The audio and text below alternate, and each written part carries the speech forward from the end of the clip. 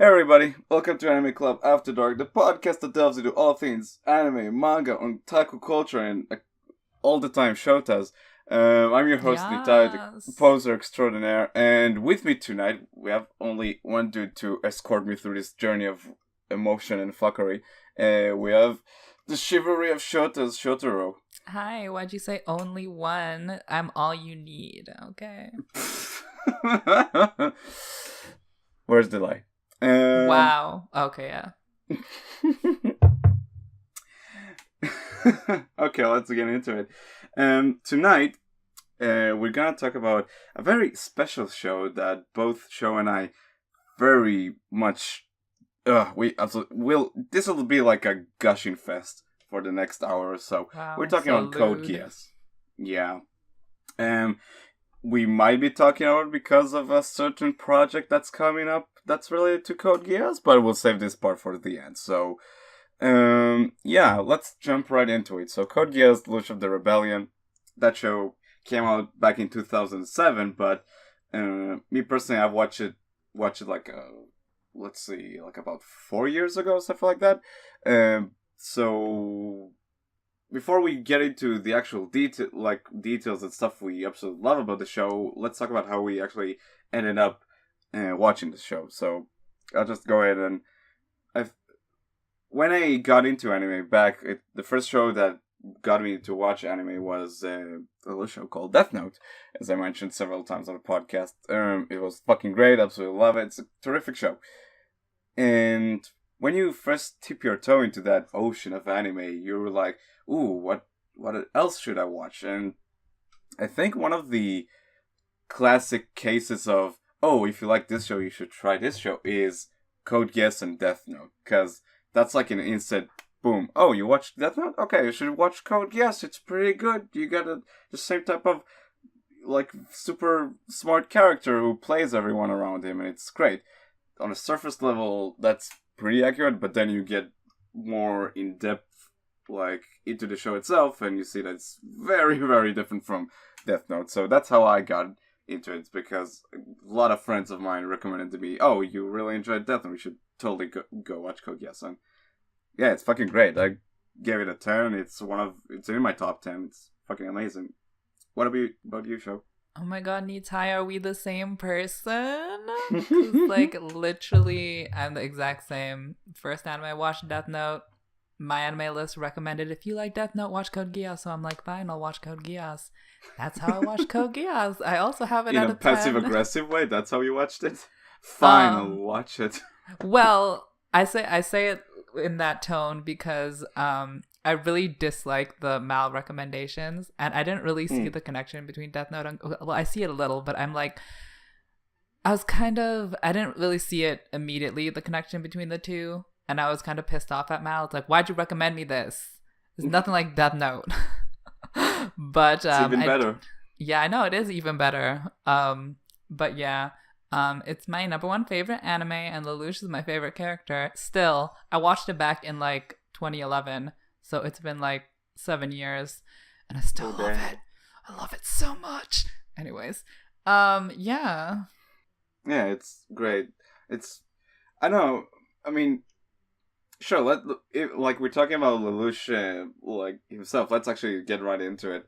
Like the reason, I mean, it does make sense though that people would recommend Code Geass if you watch Death Note, because like let's talk about Lelouch himself. He's on a surface level, yeah, he's a smart guy.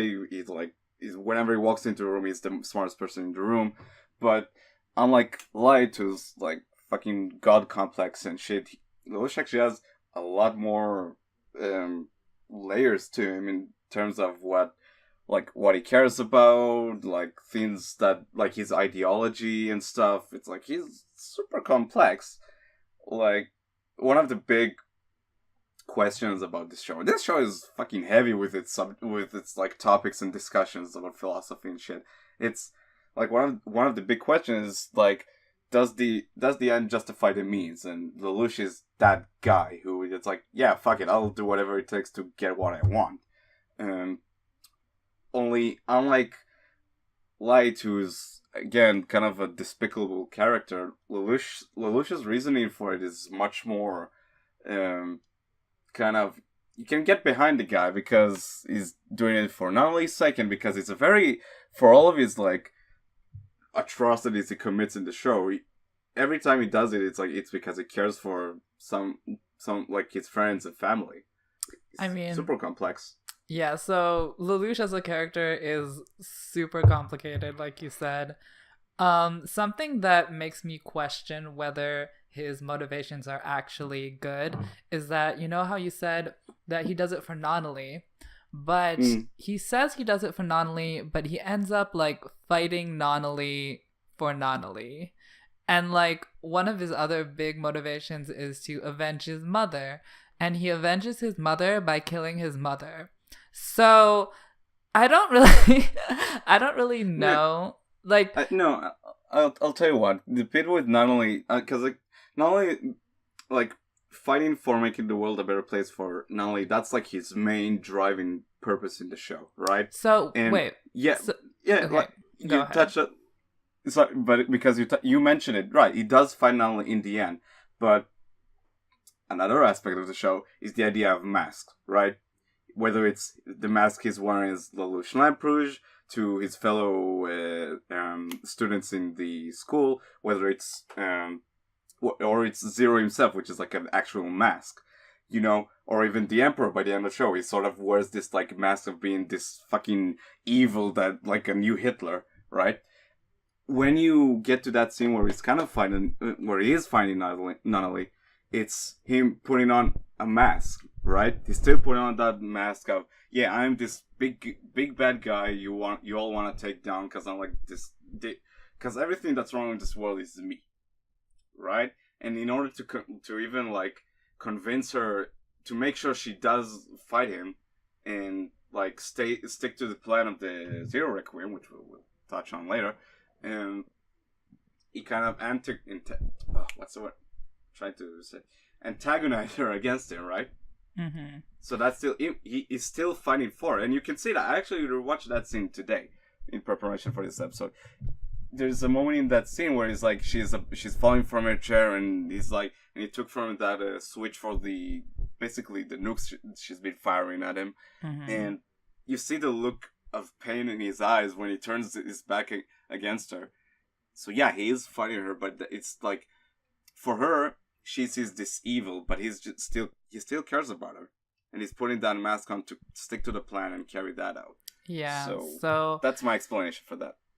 The thing is that he does put on a mask a lot, and that's a very thin line between like whether he has a mask on or whether he doesn't. And when we're talking about masks, we're like, you know, it began with the physical mask of Zero, but you know, right, it moved on to like he doesn't need the Zero mask to like hide his feelings anymore. Like he just straight up lies about his feelings and his intentions throughout the show, even without the Zero mask on.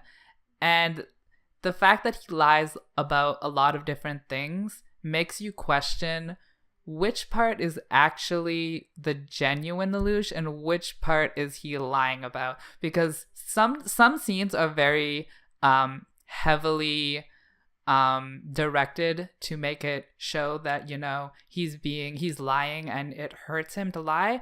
But some scenes it's not that clear. Like you don't know whether he's lying or not. Like there's an argument either way.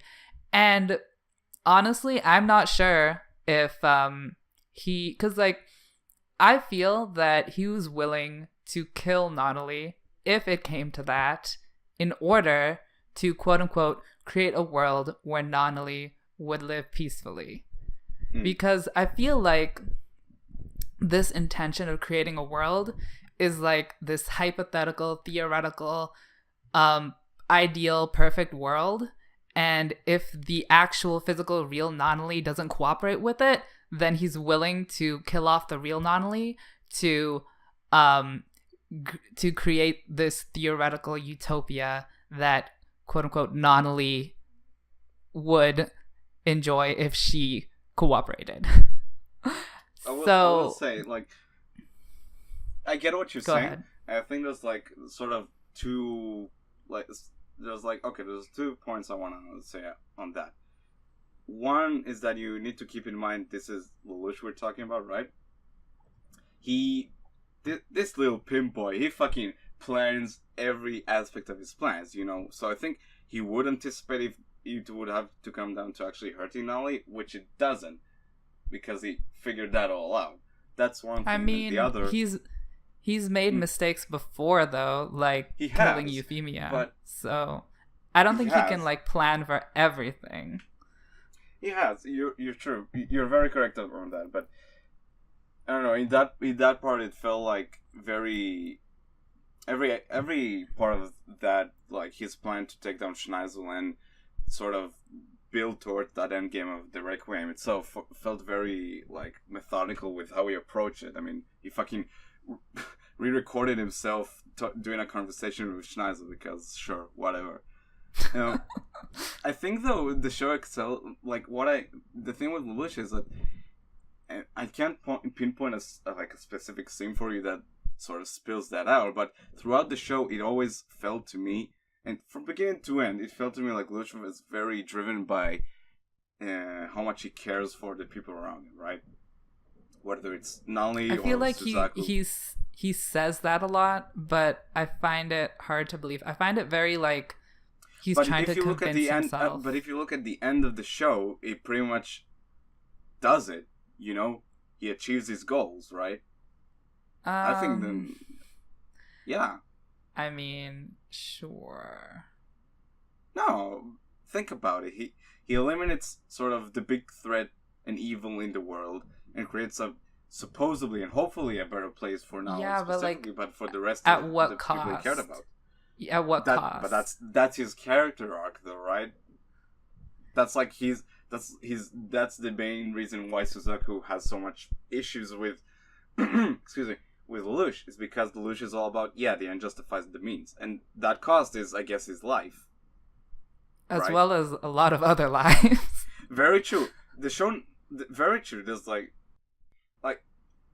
I'm not trying to paint him as like an all around like a saint, because he isn't, but in terms of what he cares about, which is the people around him specifically, and making the world better for them.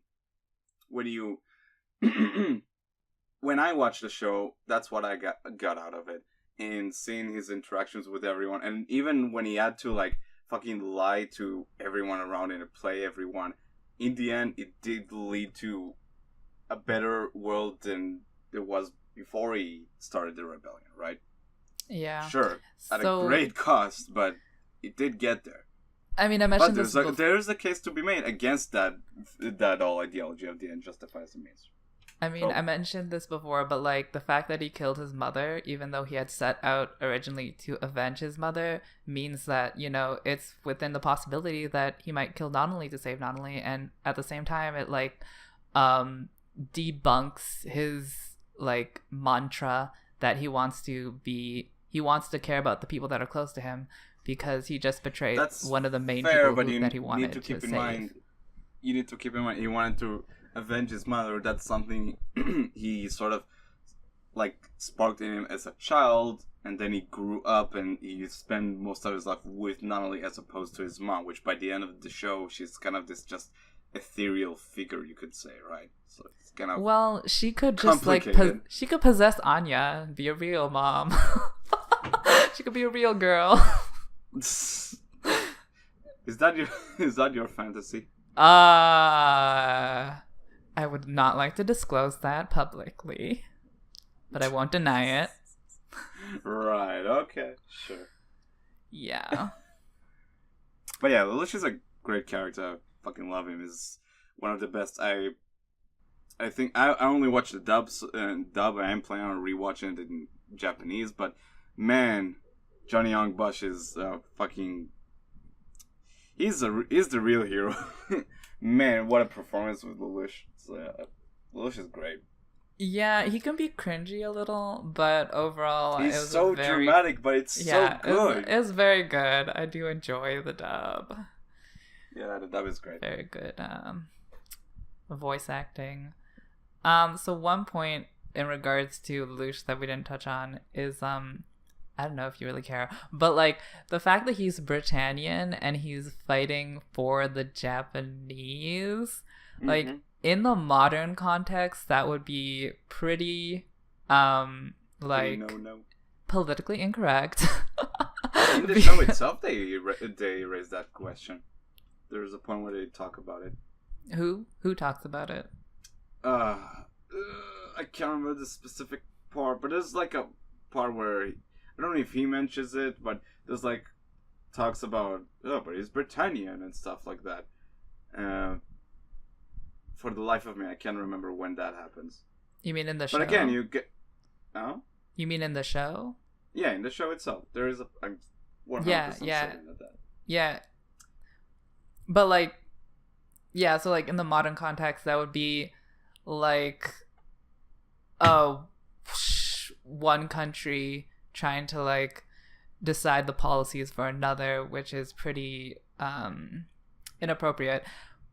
And in like the personal, in the like individual context of like just a single Britannian person, he wouldn't really be right for a Britannian to lead the Japanese rebels to retake the autonomy of Japan.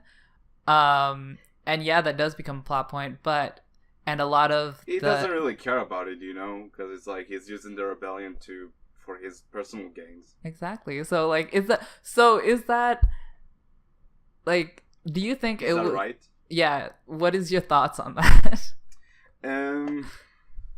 Like, it's kind of messed up, but like, it's interesting because when you first watch the show, so at first it's kind of, oh yeah, fuck yeah, let's fucking rebel against the system and stuff. That's great, but if you think about it, it's kind of weird that he's not weird, even messed up that he is using the rebellion for his own gains. But think of it as this: maybe it's kind of presented that way in order to sort of like just be like a quote unquote microcosm for the rest of the show, where he does a lot of kind of messed up shit that's kind of, is it right or is it wrong, maybe that's like part of it. That's true. That's just another instance of that. You're right. It could be that. So I don't know if you want to talk about the last point. So do you think Lelouch is dead at the end of the show, or do you think he survived, and do you want him to be dead or alive? So what I took away from the show when I watched that final episode was that he was sort of in a similar state to what his mother was, which he was kind of this just ethereal being that could communicate with C2 somehow. That's what I got out of it. Fuck you! That's so funny, I'm sorry. What's so funny about it? I just find that funny. What? Because is that how you justify the cart scene? Yeah, she talked to his mother. That's she just talked to the ethereal. But didn't he like shut down the ethereal realm? That's the thing. That's how I got. Fuck you. It's an open ending it's open for interpretation. I mean, it was supposed to be. Anyway, that's what I got out of it. I was pretty satisfied with it. And yeah, he should remain just like that. Fucking, that's it. End of story. Oh my gosh. Well, it would be me personally, it would be appropriate for him to be dead, but I like him too much, so I want him to be alive. But not just wanting C2 to ride into the sunset on that wagon. Not a euphemism, but sure. Yeah, sure. We'll get back to the ending of the show near the ending of this episode, so we'll get back into that. Sure. That will be a rage-filled discussion. Oh no. All right, moving on. We talked about Lelouch enough. Next up is probably the bestest of boys in this show, Suzaku, a little Japanese knight. I like him. He's great. You do? Mm-hmm. I hate him. No! He's always in the way. He's like a freaking handicapped old grandma on the road, like slowly walking across the pedestrian crossing, and you're like in the driver's seat being like, move it, grandma, I need to go.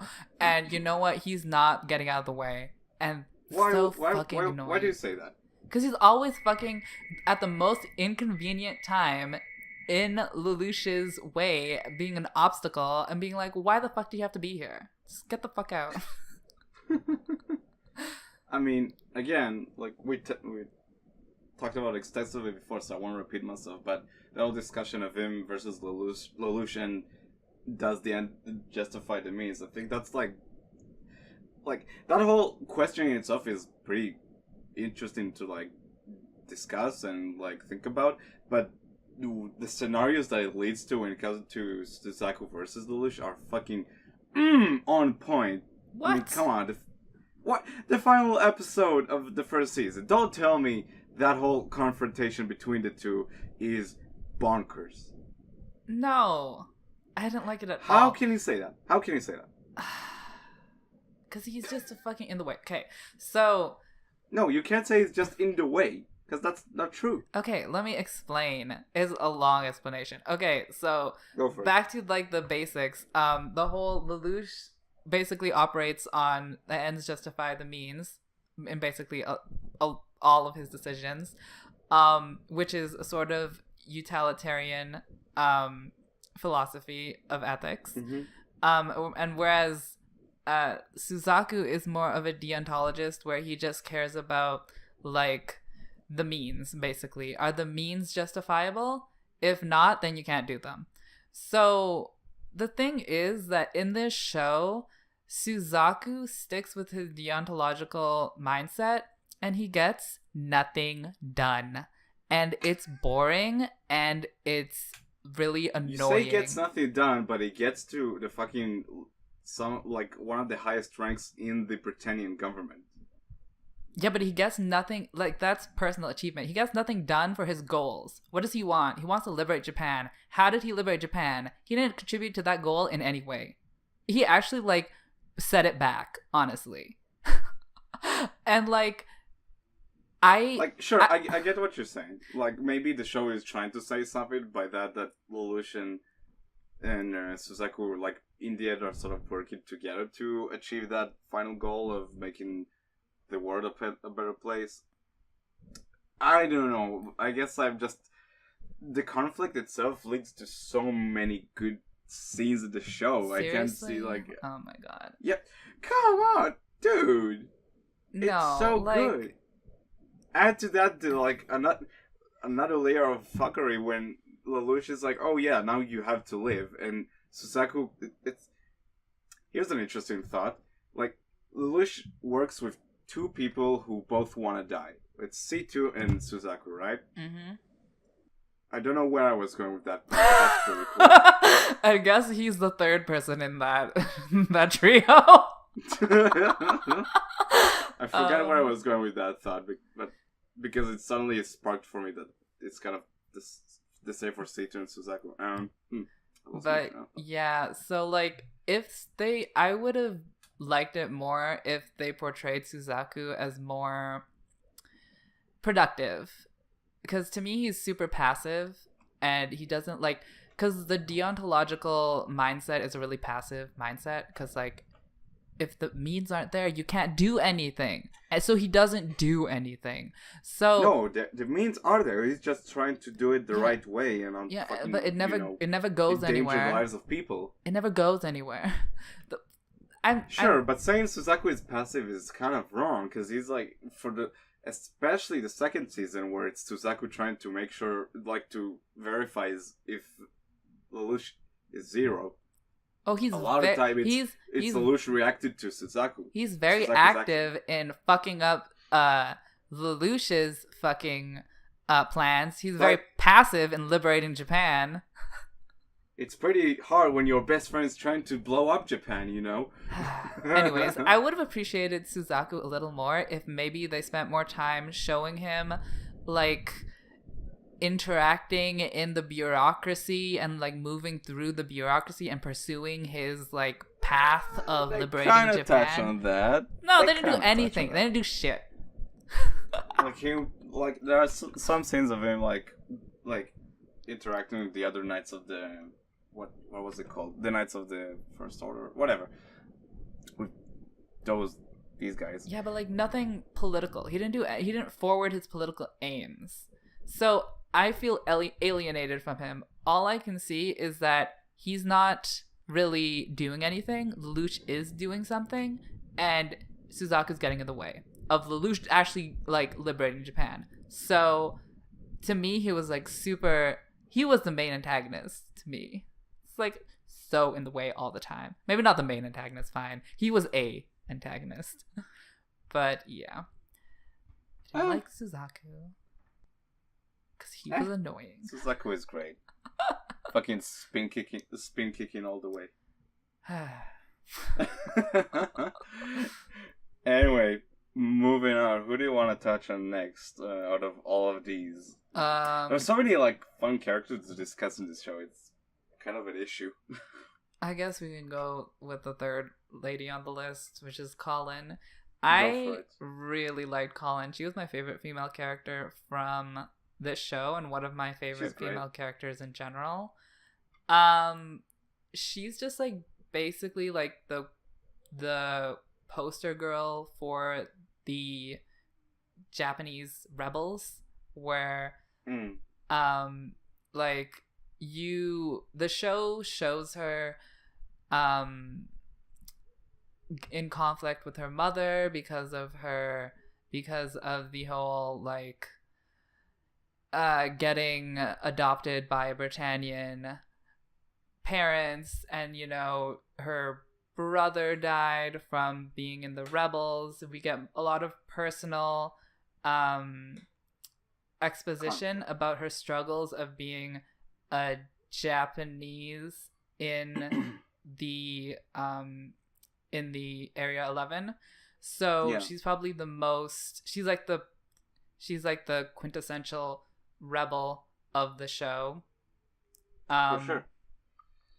And I know you expressed hesitation for this term, but I'm going to say that I really like her as a feminist character because so a lot of quote-unquote strong female characters are like strong fighters, and realistically a lot of women would not be able to recreate what these strong female characters are doing. Like they're like punching people out, they're like super acrobatic, whereas Colin is still a quote-unquote fighter, but she's a pilot, which doesn't require as much physical strength. So I like the fact that she's a strong, practical, like believable female fighter that it's plausible. And just beyond that, like that superficial label of being a female fighter, I think she has shown a lot of her emotion, and I think they delved into her character pretty well. I think she's a well-rounded and developed character in general. So, yeah. I would agree with you. She's a very well-rounded character. She's great in her when it comes to like being a good, but she's all of that, and it's great. But she's also quite the eye candy in this show. I mean, if you're into that. I feel a lot of the character designs... I'm not saying if you're into that or not. I'm not saying if you're into that or not. But sure, she's a good character, and I really enjoyed like her whole story and arc in this show. That's great. But it's like when you talk about her being like a feminist, not with a feminist agenda, of course. Like the type of what you said about her as a character, what purpose she serves. At the same time, you gotta remember a lot of the time there are just so many ass shots of her. I guess it's kind of it's like trying to have your cake and I don't have your cake to I don't have the straight male gaze. I didn't notice any ass shots. What are you talking about? I'll fucking pull it up from Google Images right now. Oh no. rewatch the show and you'll notice how many shots there are. I mean, fuck, there's so many shower scenes with her. Not There's that I only complain. one. That's not what I'm What saying. do you mean? I'm I only not remember complaining at all. one shower scene. I'm not complaining at all. I did enjoy them, but Oh God. just saying. Did you enjoy know, them as much as Nina enjoyed her desk? For me, it wasn't as sharp as as sharp of like of a feeling or like thing that got into me. So I don't know. She can keep her desks for herself. I'm good. Oh God, I managed to forget about that thing. Thank you. You're welcome. I love this show, but man, it's weird at times. Yeah. What are fucking desks? Anyway. Yeah, I don't have much to add to Colin. I think she's a great character as well. Just think it's kind of like... All of her, all of her figures are really fan servicey, which I'm like... I honestly didn't notice her as a fan service character when I watched it, except for that scene where she was in a bunny outfit. That was pretty fan servicey, but I didn't really see the shower scene as super fan servicey. I didn't really notice there's that the many shower shots. scene. There's like that one scene where Suzaku captures her and she's basically butt naked. There's a bunch. I didn't even of remember them, that. Anyways. Yeah, when they're on the island. Oh. It's a pretty good episode. Okay. Beach episode. Holla. Sure. Oh, you're right. There are a lot of figures of her. Okay, I won't get into that. Oh no. Damn. Alright, lost my train of thought again. Do you want to move on? Yeah, another female character which feels Shirley. Wait. You say that she's the foil to Colin. You wanna touch on that? Because I never saw that. Okay, first of all, I don't like Shirley. So I assumed you liked her. No, don't you say that. She's my precious Shirley. Oh my god. So I call her a foil to Colin because to me, her character can be summarized by one word, which is privilege. Which this literally in the first episode, I think I've talked about this on the podcast before, but like Lelouch is in a war zone, people are dying, and then he receives a call from Shirley. And then because he received the call from Shirley, the people who are trying to kill him noticed him. And like just for that first freaking episode, I was like, Shirley, you bitch. And like they do cutscenes where like you see old Japanese senior citizens being ruthlessly murdered with machine guns, and then 2 blocks over you see Shirley in a swimsuit pinching her stomach to see how much fat she has on her. And I'm like, oh really? If this isn't privilege, I don't know what is. But that's what I see Shirley as. She's like the privileged white girl who has to who benefits from the debts of all the Japanese around her, and she's like, oh, I'm so innocent, I didn't do anything, these debts are not benefiting me in any way. Whereas you have Colin, who's like, you know what, my brother died, my mother is a maid for my fucking adopted parents, you know what, all my friends are dying, and you in there in the swim club, nah. So I can see that's so how I personally separate them. So she is all of that in the beginning of the show, but you need to keep in mind what happens to her, as the show goes on. She shoots someone. Yeah, she didn't kill them, but she shoots someone. Then there's the whole thing that happens with Mao, how he uses her against Lelouch, and, in the end, the stuff that happens where in the second season that leads to her death. There's so much to her beyond that first impression you get from her. And, that's kind of... Sure, she... At the beginning, she does serve that sort of role of... That sort of female... Not even female, but sort of maybe romantically... really?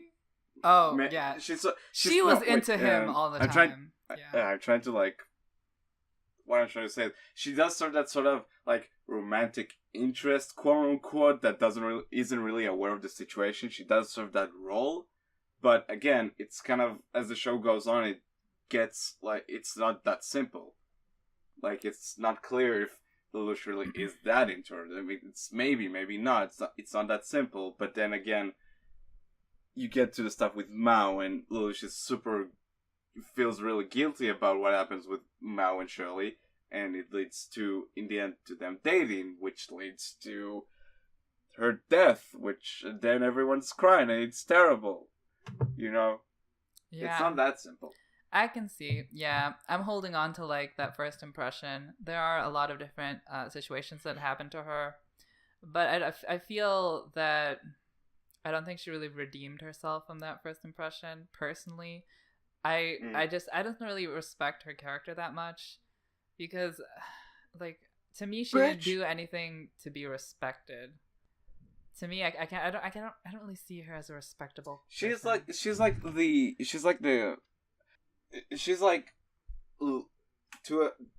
sense, she's like Lelouch's first, like, how do you say it? It's like his first no fucking A. He's like his first exposure to seeing, like, what are the casualties that will happen when he does act the way he does, like when he commits some of, like, when he takes some of the actions he does in the show, it leads to a lot of casualties and suffering. And at first it's Shirley's dad, and then Shirley herself. That's also, like, that's one of the points her whole character is. It's like Lelouch's actions can lead to... It's not only that they can, but they lead to a lot of suffering. That can be, like, a tons of citizens or soldiers that he has no connection to, but it can lead to like someone he loves fucking dying. Yeah. You know? Yeah, I see that. That whole scene of, like, her dying, it's just such a powerful moment. Okay, I'll give you that. She did give us a good scene. Yeah. Would be ashamed if someone would try to retcon all of that scene, right? Don't even. I don't want to talk about the bullshit season 3 or whatever. Yeah. We'll talk about it later. But so, in my opinion, Shirley is, like, a great character, and her whole story is it's tragic, but it's great. That is a really good scene. I will give her that. She gave me something when she died. You happy now? Yes. So why don't we talk about another one the of the other? Who killed her? No, wait, no. Let's talk about the other main female character, C2. Pizza lady. Oh my god. What do you have in to say case about you don't Pizza know, Lady? In case the reason there's so much Pizza Hut in Code Geass is because they sort of, I don't know, like, the details of that whole thing, but pretty much it's like, yeah, they needed money for the show, so it's like, yeah, sure, we'll, like, put some Pizza Hut in it, so, you know, easy money. Nice. Yeah. So, if you want to make a good show, and you need a bit of money, contact Pizza Hut, and you do that. Anyway. Saito is great. I love her. Why don't you like it? She's a lazy hoe. All she does is sleep and eat. Well, that's what she needs to do. She's so cute. Work for her rent. Is she paying her rent? I don't think so. Lelouch isn't paying for his rent. He's paying for his rent with his body. Fine. For fine. who? No, fine, you're right. But, like... Fuck you. Whatever. She isn't lazy. And she, like, we touched on it before we started recording, but you need to think of, like, her backstory, right? Like, all she... like, when she grows up, she's in that, like, I think it was this sort of orphanage or whatever, and when she receives the Geass code, she then becomes immortal, and that's through, like, that whole, like, death of her, whatever she was. Like, the person was sort of, like, what am I trying to think of? Girl, I don't know. She was, there's, like, none that was, like, her mother or whatever. Like, not literally as her mother, but anyway. She should have repented then, but she never did. And that was her fatal flaw. No, but you need to think about it. Then she leads a life of fucking misery. People try to experiment her. She's been through multiple wars and stuff. It's Ugh. She doesn't All act she wants like is to she die. doesn't act like that. She acts like No, she's she acts like an empty husk, which would make sense because she's like, God knows how many years old, and she like has no like, I don't know. What I got out of it. I interpreted her actions as like a spoiled brat instead of an empty husk. What? She's enjoying herself, just lazing around. She's not like dead inside. She's like laughing and sneering and fucking making jokes at Lelouch and like laughing at his pain. Do you ship them though? No. I don't Why ship not? these hoes. Go C2's a bitch. I don't like C2. No. I also don't ship him with Colin, really. Remember that one scene, like at the end of the show, where like right before he goes out to that parade where he dies.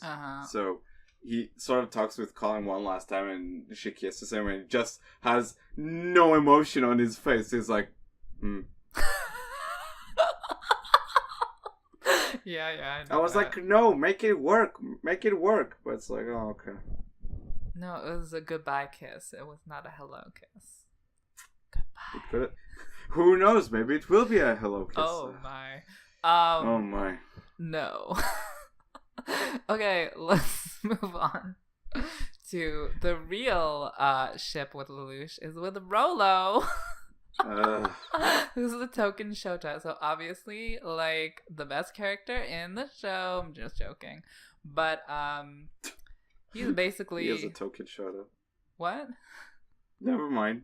He's basically like your typical child soldier, and it's kind of cheesy how he's like, oh, he recovers from being a cold-hearted killer by finding the meaning of family. Oh my god. But he fucking kills Shirley. I can never forgive him for that. Girl. Whatever. No, it's not whatever. Like, the cool thing about the show, we'll probably touch on it more later, but the whole dynamics between the characters, like, you're never too sure if you are okay with someone or not, and Rolo is like a prime example for that. Because at first I was like, I guess he's okay. I kind of hate him because he's like replacing Nunnally, and then he killed Shirley. I'm like, no, fuck this bitch. I want him out. And then he doesn't like, I feel things and I don't know. Yeah, Roloto. Boruto. Boruto. He's relative to Roloto. Rolo. Naruto's dead. Oh my god. Rolo is a versatile bottom. So, like, sometimes he plays the bad guy. Sometimes he plays the good guy. You never know until you reach the bedroom, right? You don't know. That... this character in a nutshell. No. What I wanted to say was that I think there was some interesting comparisons to Nunnally. Because obviously they're both, like, little... Oh, damn it. What's a gender-neutral sibling? They're both little siblings of Lelouch. So it's interesting to see that, like, you know, Nunnally is physically impaired, being in a wheelchair and blind. And so is Rolo, in that he has a heart condition. But the main difference between Nunnally and Rolo is that Nunnally is, well, first of all, she's useless. She really doesn't do anything. Whereas Rolo actually... That's so nice. She makes origami birds. Oh my gosh, shut the fuck up. Whose lives are those birds gonna save? Girl, anyways. She fucking nukes people at the end of the show. What else do you want her to do? Oh yeah. Okay, anyways.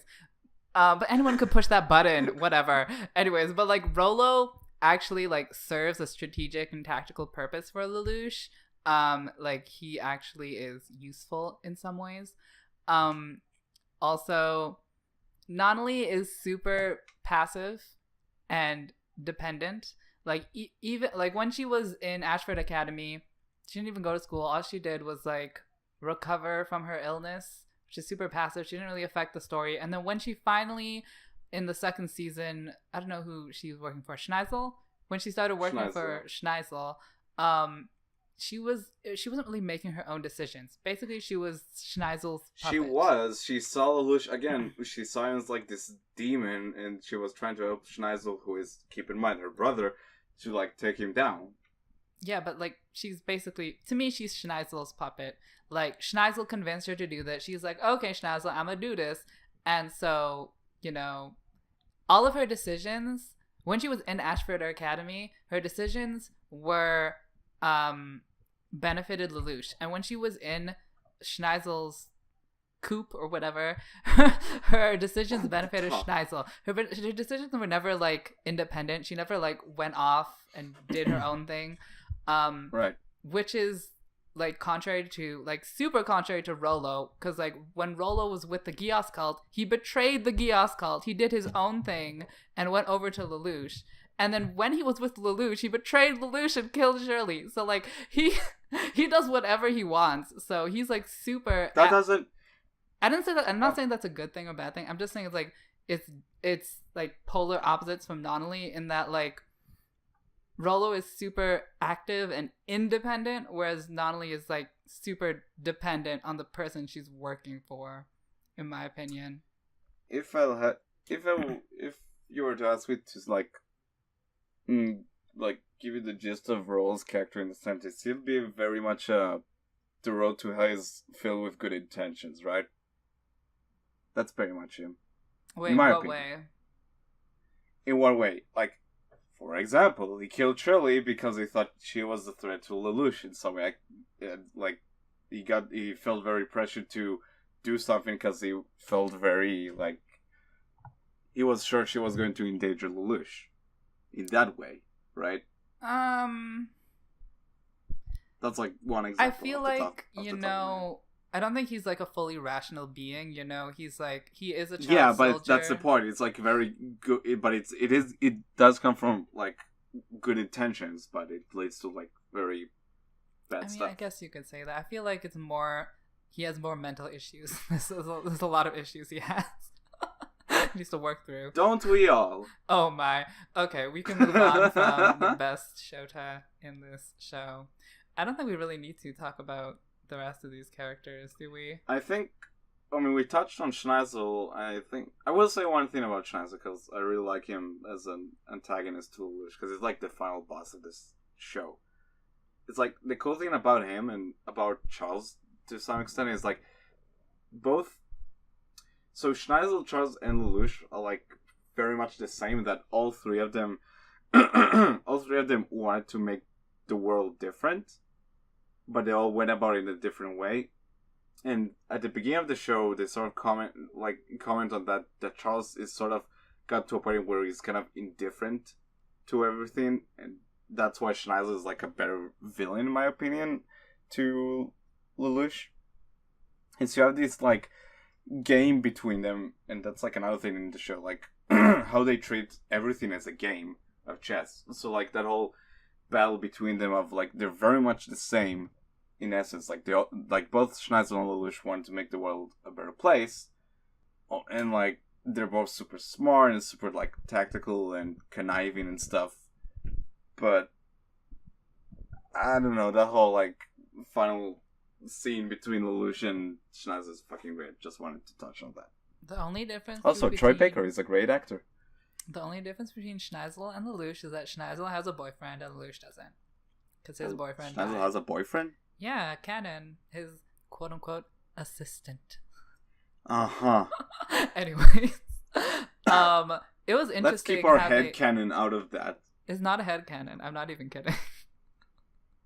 Where's your sources? I need to see proof. What are you talking about? He said one of the quotes from Cannon, his assistant, was that I am the assistant to Schneisel in both public and private matters. Wink. It's very heavily implied that he is there together, but right. Oh my god! Listen, you don't have a gaydar. No, I don't. Exactly. So shut up. No. I thought it was interesting how they phrased the differences between Schneisel, Charles, and Lelouch as like Charles is the past because he wants to keep like everyone's soul or everyone's like mental state as it is and never like change it. Just like have your mental state and have everyone connect like that. And then Schneisel is the present because he wants to hold everyone at gunpoint and then, have this like false peace where everyone is forced into It's called standstill. totalitarian. And then Lelouch is the future because he wants a place where everyone can willingly cooperate with each other to like build towards a better place. So I thought that was like really nicely worded and very interesting to think about. But then Schneizel becomes his bitch. What do you mean? No, because he uses his Geass on him. Oh yeah, okay. Kind of a crucial plot element, you know. Sure. That happened like in the last couple episodes. Who cares? What do you mean? Who cares? They're like some of the best. Whatever. I don't remember that. Do we want to too touch vividly. on that? Do we want to touch on that aspect of the show, like the Geass, really quickly? Do you know why they use the word Geass? Geass. Sorry. Wait. Keep going. Oh my god. I didn't realize... It's a bad joke. I didn't come up with it. Sorry. Keep going. Okay, I didn't realize why they use that word. And then I I don't know how long ago. Relatively recently, I figured out that it's Geis is the root word, which is from Irish mythology, which means an unbreakable vow. So that's where that word came from. Kind of like in Fate, if you've seen Fate, I think... I haven't. Oh, I think Lancer has like a Geis, a Geass, whatever. I don't know how to pronounce it. One of the servants has something like that. Anyways, that was just an interesting trivia. Yeah, I didn't know that. So, sure, what do you want to talk about the Geass? No, I think it's just a really cool element, but it's like on more of a fun thingy. I thought like it's cool seeing how it can be used in different ways, whether it's the Lucius Geass or Mao's Geass or even Charles Geass. I think it's just, I don't know, I'm a sucker for like cool powers used in interesting ways. Yeah, I definitely think they did it creatively, especially with Lelouch. And I did like how it they a like lot. restricted him even. Yeah, it's very interesting. Mm-hmm. I don't know if I have anything more to say with it, but just wanted to point that out. And that whole tidbit about it being a vow, that's cool. I didn't know that. Yeah. That's nice. Okay. Next up, we've been talking about the characters a whole lot, so maybe we'll like skim through some of this other stuff quickly. Let's see. What do we have here? Well, what? I just wanted to quickly say... go for it. So in regards to the plot, a point of appeal that I liked about the story was that it was like, at its core, it was an underdog story because Lelouch started with nothing and he wants to get everything. He wants to go from an exile and to being Suzaku is an underdog as well, just saying. Yeah, but like his story isn't interesting. Shh, hush. Keep going. Get the fuck off with the Suzaku shit. Anyways, but yeah. So I think that's like one of the big appeals for me is that it's an underdog story, and also that the military tactics they use in the show are super creative and interesting, and I think that's like probably the second biggest appeal of the show to me. For sure, which kind of ties into the whole like, because I said before, but one of the big things in the show is the use of chess. Like from the get-go, the first episode starts with Lelouch like playing a game of chess against some idiot noble, and you see that throughout the show. There's so many times where it's like a literal game of chess, or him and Schneizel, for instance, the final battle, treat the battle as a game. So that whole like use of chess is like, it's pretty cool in my opinion, both in terms of symbolism and how it's used in practicality in fights and stuff as well. That's pretty cool. What is this Wheel of Fortune you've written down? Okay, so Wheel of Fortune is like a ancient / medieval philosophical concept, which I'm familiar with because it's used in Shakespeare, where characters who are like the princes of the land, become paupers, and then after the story is finished, they reclaim their title. So it's a wheel because like you start at the pinnacle of the wheel and then you go down and become super poor, and then you go all the way back up and you become rich again, which you see a lot in this show. And it's super interesting because like all these characters are losing their status and regaining their status. There's so many different elements there's so many different wheels that are turning at different degrees, and like it's super interesting to see that. And Also, that the fact that everybody is switching status so much is it helps the story be organic, and it keeps you on your toes as well. Yeah, it definitely maintains your interest and keeps you captivated. Like, you don't know what's going to happen next. Like, and especially since the statuses are changing so much, you know, the interactions between the characters change because of that as well. So you get like completely different interactions than before. So that's a really big part of the show that I liked as well. And yeah, as well as changing status, characters also switch sides, like between the rebels and the Britannians. Yeah. Like a lot of the characters switch sides a lot. So both the characters switch sides, and to some extent the audience switch like the way they see them throughout the show. Like the way, like what I said about Rollo, which at first I hated him, then kind of liked him, then hated him again, and to be honest, I have no idea what I feel about him right now. I need to rewatch the show and figure that shit out. Let me send you a doujinshi, then you can feel. No, let's not. Let's not do that. But to some extent, there's like, I mean, yeah, we've written this down. Like Jeremiah, he's another like cool character, which at first is kind of like it's kind of despicable, but is the butt of most of the jokes. But then you see like how he has been experimented on, and Lelouch is like, "Oh fuck, I remember you're kind of cool. Okay, join me." It's like, okay, let's do it. Yeah, and then by the end of the show, he is picking oranges in an orange farm. It's wonderful. My God. It's super interesting because like he was a purist, so like he only cared for pure-blood Britannians, and you think that someone who is so dogmatic in his beliefs, his racial beliefs, that like they would never fight for the Japanese rebels, but you know, in a twist of fate, a big twist, he fights for the rebels because he cares about Lelouch's lineage. So that's like super interesting how they do that.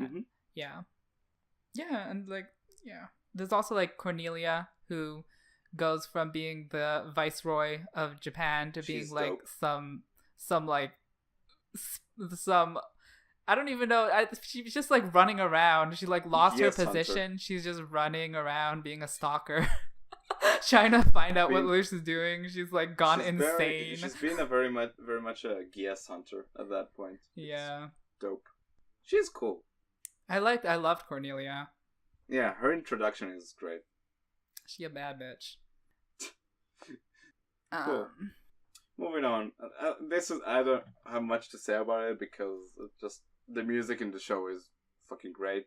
Whether it's like the first OP, Colors, and the last one, World's End, is both of them top notch. And the music itself is wonderful. I mean, there's so many good tracks in that OST. Yeah, the OST is so iconic and so good. I loved it so much, and the OPs were great too. So I loved it. Some of them.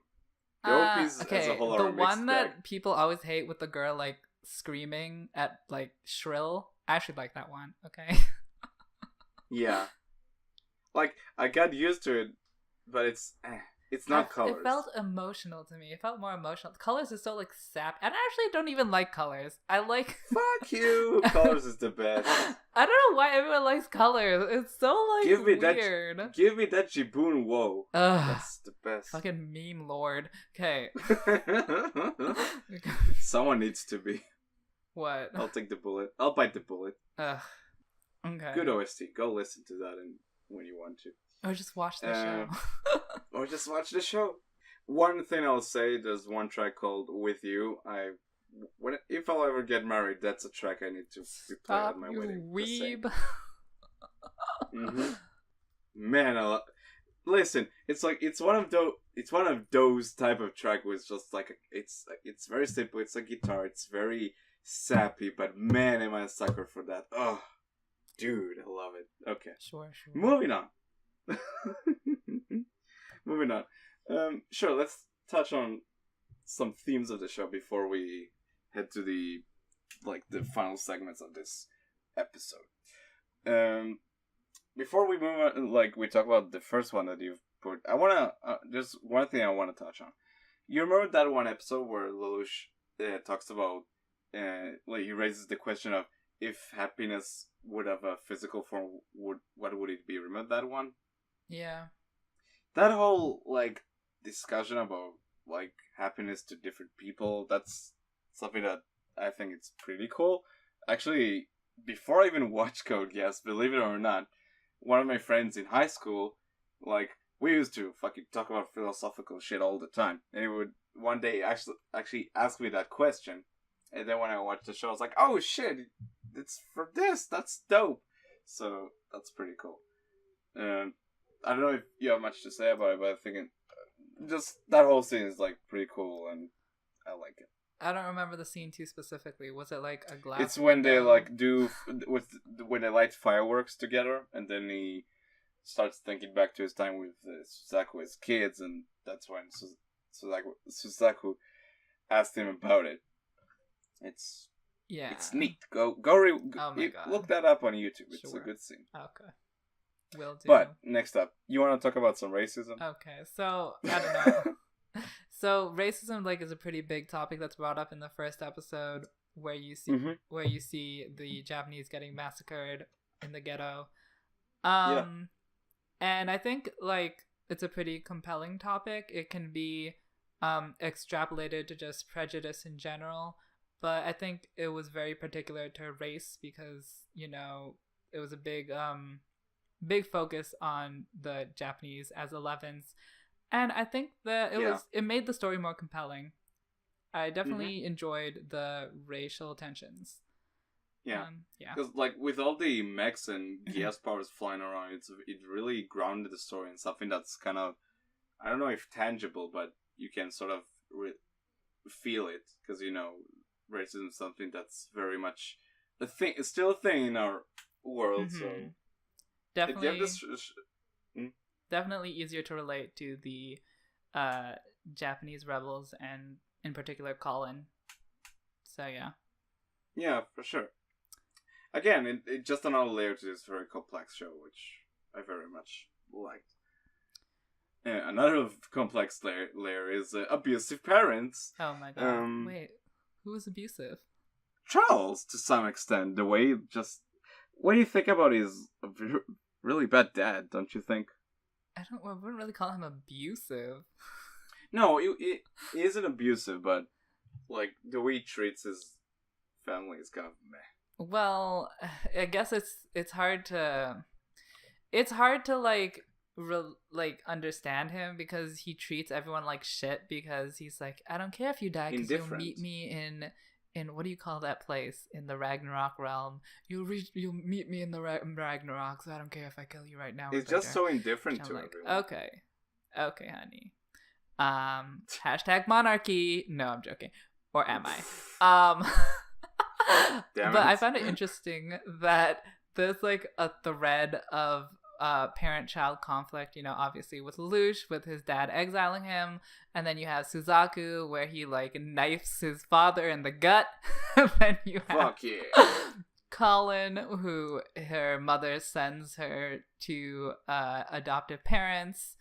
There's a lot of this conflict, and I think it's just a good reflection of quote-unquote rebellion, which is the main theme or the main topic of this show. Like, it can, on a personal level, like, you rebel against your parents, and that reflects on the political level, where he's rebelling against the government. So I think that's just, like, an interesting connection they did there. Gotcha. Yeah, for sure. I don't know really much to say about that, to be honest. Okay, well, that's all I really had to say. Yeah, that's about, well, okay. We already touched on this last these point. things. Like, if you want to touch on more, then go for it. Like, that's like a topic I don't have much to say about, but go for it. Okay, I just wanted. Okay, we already mentioned that Canon, Schneisel's assistant, is suggested. Is that to be even gay, canon? Even though, yes, that's why his name is Canon. Duh. No, but even though Nitai doesn't remember it, I remember it very well. No, but there's also, I found it interesting that they actually included LGBT characters in Code Geass, because you don't see that too much in it's anime. Kind of understated if it's really there. Okay, wait, do you think so? If it is there, it kind of felt understated. That's wait, actually. So, Okay, so well, I have 3 characters here that I am pretty like which I see as LGBT. Like, do you see as Nina as a lesbian, or at least bisexual? Yeah, to some extent, but she's also a stalker, so I don't know how I feel about that. Okay, well, anyways. And wait, did you get the hints that Millie was a lesbian? Yeah, that's kind of understated. Actually, it isn't, but she literally talks about it in the shower. Oh, okay. Okay, well, yeah. I like how it's understated. Cause like it's not in your face and it's not like super fan servicey. They just like throw it in offhandedly, and I'm like, I like that. I personally like that. It didn't feel forced. That kind of makes sense. It felt natural. Remember, Millie's like engaged to what's his face, glasses guy. Yeah, but what develops like the mechs. Remember that they're engaged, and then it kind of just falls off. Mm-hmm. Wait, is that support or? No, that's because I don't know. Because it always felt like he wasn't interested at all, but I guess she wasn't as well. I don't know. I just # political marriages. I don't know. I just say Billy is super lesbian. Like, the first thing you hear her in like the first episode is like, "Hey guys, by the way, I love that we did the events for the rainbow flag, the female bikini like contest, and something else that's super gay." And I'm like, girl, you gay as hell. But anyways, I liked how they slipped that in. But that's all that I really had to say. Okay. I guess that's pretty much it when it comes to like what we think of the show as a whole, like the entire 50 episodes. I mean, as both you and I mentioned already, it's one of our it's in our top 10. We both love it. And when you finished the show, like, what was it like? 'Cause I remember when I finished the show for the first time, I kind of I took my time with it, as I do with most shows, but Code Geass especially, like, I watched like the second to last episode, then I didn't watch the rest. A day later, I watched it again, and then watched the rest of the show, and I just kept postponing because I didn't want it to end. Oh damn! Yeah, man, that show did a number on me, man. What about you? I marathoned. Oh my god, this was back. Like I said, I didn't really know what anime was. It was my second anime. So I watched it on this really low quality bootleg site. But I fucking marathoned the first 2 seasons. As soon as I was finished, I was like, nah. And I immediately rewatched it. And then after the second rewatch, I was like, there's nothing that's gonna be as good as this. And then I tried frantically to find other things, but nothing could ever replace it in my heart. Oh. Just so so good. Like, it isn't perfect, but man, when it's like blowing on all cylinders, it's just so up there. Yeah, man, it's great. And it was such a great ending. But wait, what? So about almost 2 years ago, they announced a sequel of in some form to Code Geass called Code Geass Lelouch of the Resurrection. Huh. So it is said Lelouch is actually back, and all of them are actually back, and it's like, oh, well, okay, that's kind of... What? Before we get into the specific of that, what was your, like, first reaction to that when you saw that announcement? Of the very first announcement? Yeah, the very first announcement. I was very happy because the thing is that season 2 retconned, technically, season 1. Oh. So, in that they're back in high school. What do you mean? Okay, like, you know, because we didn't know at the time when you watch episode 1, but all their minds were wiped. Yeah. And, like, they're back in high school. It didn't retcon anything. They were trying to, like... No, but, like, it seemed like it was retcon, but we didn't know that yet, because we hadn't seen... Like, if you see the first episode, you think it's retconned, because you don't know what's happening. No, it's just a bait and switch. It's pretty awesome. Okay, keep going. Anyways... But they could do a similar thing with season 3. So I was looking forward to it, and I had faith in Sunrise because, you know, they did so well with the first 2 seasons, so I can trust them with the 3rd season. So I was very, very excited. But not anymore. Yeah. I was very, very... I wasn't mad. I was just kind of disappointed. Because, like, this doesn't need to be a thing. We have 50 episodes of one of the best shows of all time. We don't need more. But I did say, well, if it was... Like, the only way I sort of could justify an existence of a third season if it would have been, like, a different set of characters in a different, like, whether it's, like, way back in the past or in the future or something like that, where it's not really related to what happened in the first 2 seasons. But then I came to terms with it and said, okay, it's coming out whether I like it or not. I'll just stay cautiously optimistic now. At first, I don't know if it was said that it's going to be a TV season. I think they just announced a new project, and that's how they call it. We all assumed it's a third season. About a month ago, it was sort of confirmed this is actually a sequel movie. Now, over the last year or so, or maybe 2 years, they've been releasing these recap movies, which pretty much in preparation for the new movie, which is called Resurrection. Here's the thing. They changed some stuff. Shaw and I actually went through some of the changes a while back, and we actually looked at like some Reddit posts that actually compiled all the changes and talked about it. There are some substantial changes in these recap movies. For example, remember how I just gushed over Shirley's death and I was like, shit, I almost cried? Her best scene. That ain't happening. Shirley's alive. Now, that's cool, she's alive, but no. Because that changes a lot of Lelouch's motivation. And Mao, remember Mao? What a great character he was. He was such a great foe to Lelouch, and like a very dark sort of... It was like a very disturbing image for him, because that could have been Lelouch, and to some extent Lelouch became that, but that was awesome. He no longer exists. And there's a lot of changes that happen in the movies. You can go on Reddit. There's like there's some posts that compile all the changes. And if I was cautiously optimistic before, I'm no longer that. I just the only thing I'm happy about is this is just a movie, which means it'll end, and that's it. I probably won't even watch it anymore.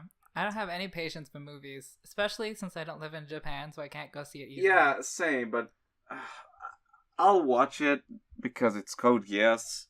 Wow. But man, it's not. You're literally giving in to the Sunrise cash grab. No, it's not. No, because I'm not paying for it in any way, because I don't have any way to pay for it anyway. It's not gonna air in Israel. There's no way. Like, with Your Name, I could at least buy the soundtrack and stuff and contribute to them, but for this, fuck that. They're gonna upload it to Crunchyroll. What you watch? If they do upload it to Crunchyroll, then I actually might watch it. And then you call me a bitch. It's so accessible. I can't just not.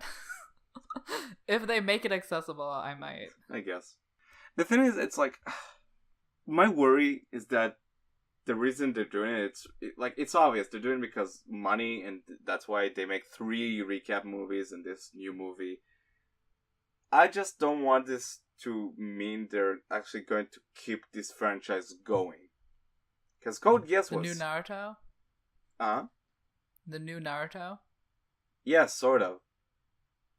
Like, I don't want it to be like, okay, now here's another season and more movies and stuff. It's like, no, just end it. Enough. The first 2 seasons were so good. I don't need more of them. The only way I would be okay with it is if they would actually try something different. Not the same characters. Make new characters.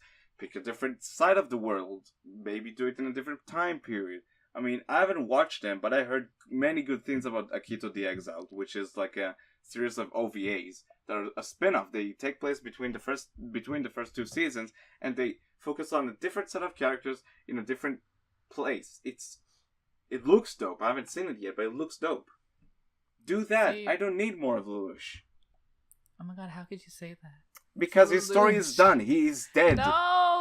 No. Lelouch is dead. Oh my god, what was I thinking? See, I'm not that opposed to the premise. I still think the premise of doing a sequel is still it's still possible. I still think it has potential. But not with a movie, not in a movie format. If it's a movie format, that's gonna be throwaway and it's gonna be stupid. Also, not if they're changing the canon. That's stupid. Yeah, that's not okay. There's I'm like not okay no with point. So that I'm not really interested in it. But I think the idea itself, I think they could have done it. I think it was possible. I think they're just maybe too lazy to think of something creative to patch it up. It's not that whole nostalgia thing, man. They're just going for it. Think about it. Code Geass aired like 10 years ago. It's true. I don't know. I mean, it's coming out February 2019. I know there's like a trailer for it. I haven't watched it. I don't plan on watching the trailer. If I'll watch the movie, I'll just watch it without watching any PVs. We'll see. I just Code Geass is such a like fantastic piece of art. I just don't want it. I don't want it to ruin the first two seasons. Tantrum? Hmm? You throwing a tantrum? No, I'm okay. I'm okay. Uh-huh. I'll drink some water. Give me a sec. Okay, water. Is that never mind. Good job. I gave you your time to shine, but you didn't even take it. Oh my Fucking god. Okay. Any closing thoughts you want to share on Code Geass as a whole before we wrap up? It's the best anime ever. If you haven't watched it, what are you doing with your life? That's all I have to say. Yeah. That's a pretty good statement to close this up. Yeah, I think we pretty much said most of the things we wanted to say. This was a pretty fun discussion. So thank you, Sho, for joining me tonight. That was a lot of fun talking about one of the best shows ever. And thank you all for dropping in and listening to us. It was fun. Yeah. So again, thanks for listening to us. We hope you enjoyed it. Because we sure enjoyed bringing it to you. If you want to check out previous episodes of the podcast, you can find us on SoundCloud, iTunes, YouTube, you name it. If you want to keep up with what we're doing, you can join our Discord server. It's pretty dope. We have a lot of cool artsy stuffy there. It's nice. And you can become a member of the Facebook group. And be sure to follow our Twitch channel and visit our website for some cool articles and best girl, best boy competitions and stuff. There's a lot of nice stuff there. And all the links will be down in the description. And that's pretty much it. Yeah. I've been your host, Itai, and we will see you all next time. Say goodnight, Sho. Good night. Bye-bye.